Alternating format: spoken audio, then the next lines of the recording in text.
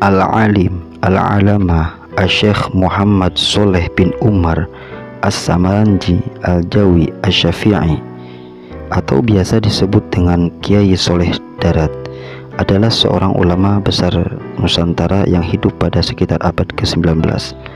Beliau menjadi guru ulama dari ulama-ulama hingga tokoh besar di Jawa.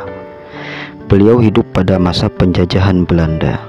Dalam situasi kondisi sosial masyarakatnya yang secara ekonomi dan akademik cenderung terbelakang dan terkekang oleh aturan-aturan kolonialisme.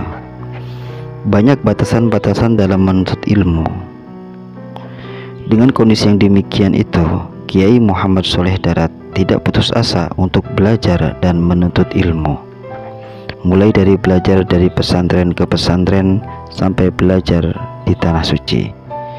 Hal tersebut pada akhirnya membawa Kiai Haji Muhammad Shaleh Darat menjadi salah satu ulama yang diakui oleh penguasa di Tanah Haramain.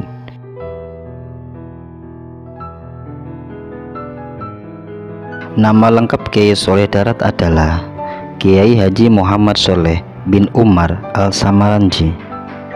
Beliau dilahirkan pada tahun 1820 Masehi, tepatnya di Desa Kedung Cempleng, Kecamatan Mayong, Kabupaten Jepara. Tahun kelahirannya ini bertepatan dengan lahirnya ulama karismatik, yaitu Syekh Khalil Bangkalan dari Madura.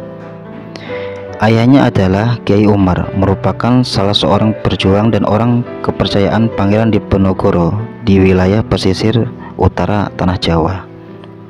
Selain Kiai Umar, ada Kiai Syadat dan Kiai Murtado yang merupakan orang-orang kepercayaan Pangeran Diponegoro pada waktu itu. Menurut sumber lain, Kiai Shaleh Darat masih keturunan dari Sunan Kudus, yakni dari jalur ibu yang bernama Nyai Umar. Adapun nasabnya adalah Nyai Umar binti Kiai Singopadon bin Pangeran Kodin bin Pangeran Palembang bin Sunan Kudus atau Syekh Jabar Sotik.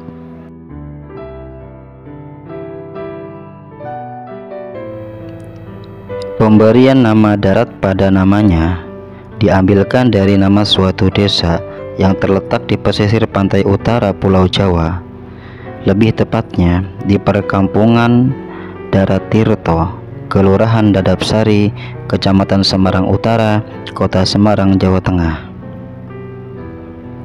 Adanya lakob atau penambahan nama Darat ini memang sudah menjadi tradisi atau ciri khas dari orang-orang yang terkenal di masyarakat pada saat itu.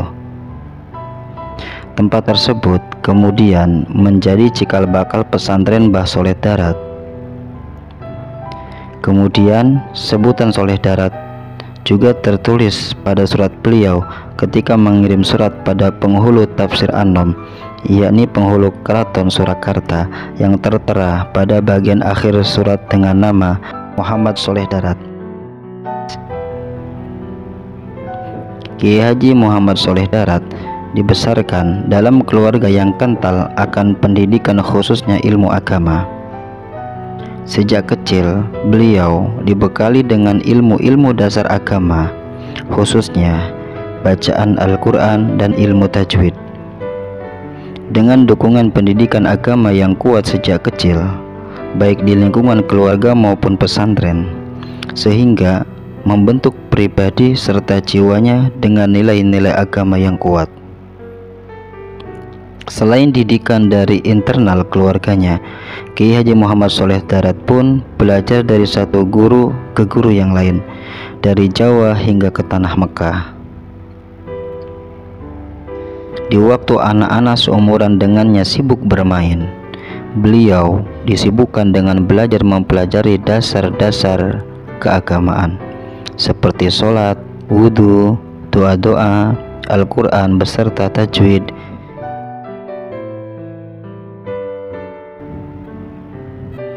Beliau belajar kepada Kiai Umar yang tak lain adalah ayahnya sendiri. Menginjak umur 10 tahun, beliau melanjutkan mendalami ilmu agama ke beberapa pesantren dengan berguru kepada ulama-ulama ternama di tanah Jawa. Di antara guru-guru beliau di Jawa adalah Kiai Haji Muhammad Syahid Kajen Wargoyo Sopati, Kiai Muhammad Salih Ibnu Asnawi yang merupakan tokoh sufi di Kudus, Kiai Ishak Damaran Semarang, Kiai Abdullah Muhammad Al-Hadi Ibnu Ba'uni, seorang mufti di kota Semarang, Said Syekh Ibnu Ahmad Bafakih Ba'alawi Semarang, Kiai Abdul Ghani Semarang, serta kepada Kiai Haji Muhammad Irsyan Purworejo. Setelah belajar kepada para ulama dan kiai di Jawa, Kiai Soleh Darat melanjutkan pengembaraan pendidikannya mencari ilmu ke Tanah Suci, yakni di kota Mekah. Pada abad ke-19, menuntut ilmu di kota Mekah menjadi sebuah budaya intelektual yang masyhur di kalangan ulama-ulama Nusantara. Pada waktu di Mekah, beliau belajar kepada beberapa ulama yang berkemuka di sana. Di antara guru-guru beliau di Mekah adalah Muhammad Al-Maqri Al-Masri Al-Makki,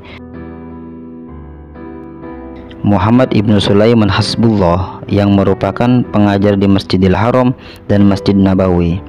Kepada beliau, Kiai Soleh Darat mempelajari ilmu fikih dengan menggunakan kitab Fathul Wahhab dan Syarah Khatib, serta mempelajari nahwu menggunakan kitab Alfiyah Ibnu Malik.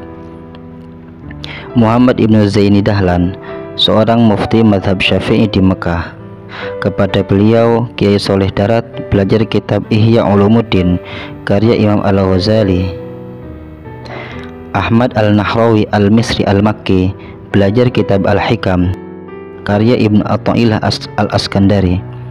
Muhammad Sholeh Az-Zawawi Al-Makki, salah seorang guru di Masjid Nabawi. Kepada beliau belajar kitab Ihya Ulumuddin. Kepada Kiai Zahid belajar tentang fikih dengan menggunakan kitab Fathul Wahhab. Kepada Umar Al-Asyami mempelajari kitab Fathul Wahhab juga. Yusuf Al-Sumbulawi Al-Misri Al-Makki mempelajari kitab Syarah At-Tahrir karya Zakaria Al-Ansori. Jamal Al-Hanafi, seorang mufti mazhab Hanafiyah di Mekah, belajar tentang tafsir Al-Quran. Perjalanan intelektual Kiai Haji Muhammad Soleh Darat tersebut menggambarkan bahwa Kiai Soleh Darat merupakan seorang yang banyak belajar disiplin ilmu pengetahuan, mempunyai semangat menuntut ilmu, serta berguru kepada banyak ulama besar. Sehingga dengan semangat yang tumbuh dalam diri Kiai Soleh Darat dan kecerdasan intelektual yang dimilikinya, menjadikan beliau disegani oleh beberapa kalangan ulama dan beberapa sahabat beliau di Haramain.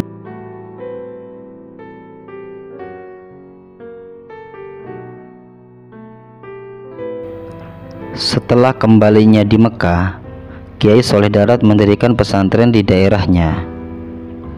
Sebelum mendirikan sebuah pesantren, Kiai Soleh Darat pernah menjadi guru bantu untuk mengajar di pesantren Salati yang terletak di Desa Maron, Kecamatan Loana, Purworejo. Setelah sekian lama mengajar di Purworejo, Kiai Soleh Darat diambil sebagai menantu oleh Kiai Murtado Semarang.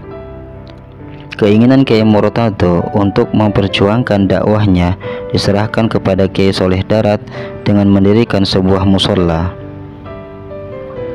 Seiring berjalannya waktu, karena banyaknya jumlah santri yang ingin berguru kepada Kiai Soleh Darat, pada akhirnya beliau membangun sebuah pesantren untuk menampungnya. Di antara dari sekian banyaknya santri, ada beberapa santri beliau yang kelak menjadi tokoh ulama sentral di tanah air.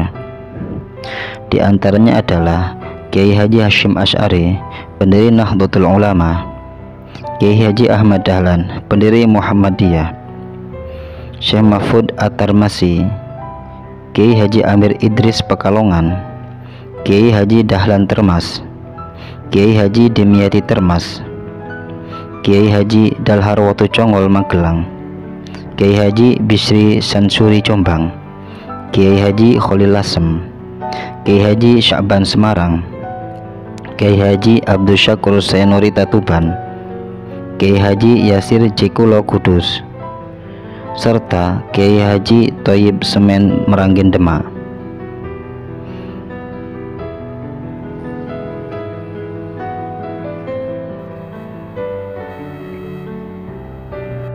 Mencermati corak pemikiran Kiai Soleh Darat, tentu tidak bisa lepas dari keadaan sosial historis pada saat beliau hidup, sanad keilmuannya, serta hasil pemikirannya yang tertulis dalam kitab-kitabnya. Kuatnya tradisi Sunni dalam pemikiran Kiai Haji Soleh Darat dapat dilacak dari akar keilmuannya, yaitu guru dan kitab yang dipelajarinya.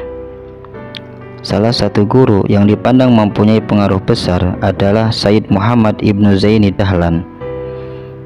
Bahkan menurut Agus Taufik,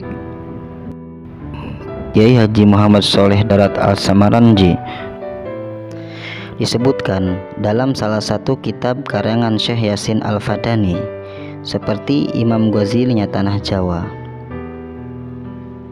Secara umum, seluruh karya-karya Kiai Haji Muhammad Soleh Darat ditulis menggunakan bahasa Jawa dengan huruf Arab Pekon. Hal ini merupakan salah satu bukti bahwa Kiai Haji Muhammad Soleh Darat adalah seorang ulama yang berpikir serta mengedepankan sisi lokalitasnya. Bahasa Jawa dalam huruf Arab Pekon yang digunakan oleh Kiai Haji Soleh Darat memiliki beberapa tujuan. Pertama, Kiai Haji Soleh Darat berusaha untuk mempermudah orang-orang Jawa, khususnya untuk memahami ajaran agama Islam, karena pada masa itu mayoritas orang Jawa yang awam tidak paham dan mengerti tentang bahasa Arab. Kedua, merupakan bentuk perlawanan Kiai Haji Soleh Darat terhadap kolonialisme Belanda pada saat itu.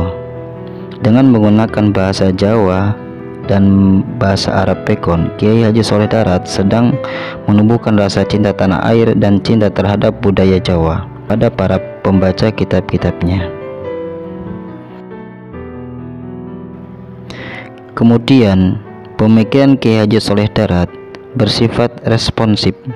Artinya, pemikiran-pemikirannya ditunjukkan guna merespon suatu hal yang terjadi atau sedang berlangsung di tengah masyarakat. Hal tersebut salah satunya bisa dibaca dalam kitab Majmu'at Asy-Syari'at Al-Kasiyat li Al-Awwam. Kiai Haji Soleh Darat memperingatkan masyarakat bahwasanya sedekah bumi harus diniatkan karena Allah semata, bukan untuk menghormati jin atau makhluk halus penunggu desa. Hal tersebut adalah bentuk respon Kiai Haji Soleh Darat terhadap struktural masyarakat Jawa yang kental dengan ritual-ritual adat, semisal sedekah bumi, selamatan, seringkali disalahpahami oleh orang awam, sehingga dalam prakteknya tidak sesuai dengan syariat Islam.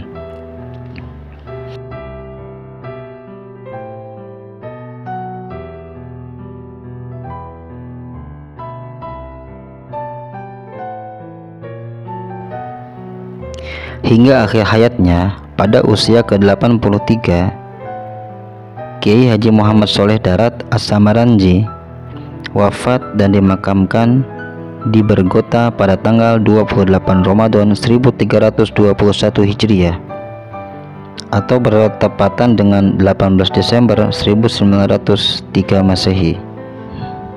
Hal ini diperkuat dengan catatan Kiai Haji Zayadi, seorang santri sekaligus abdi dalam Kiai Haji Muhammad Soleh Darat As-Samaranji.